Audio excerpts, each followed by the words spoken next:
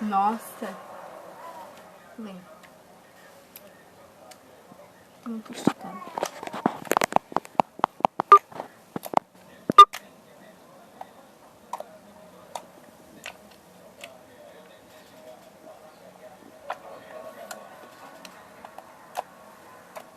Quanto é maior faz mais barulho, né?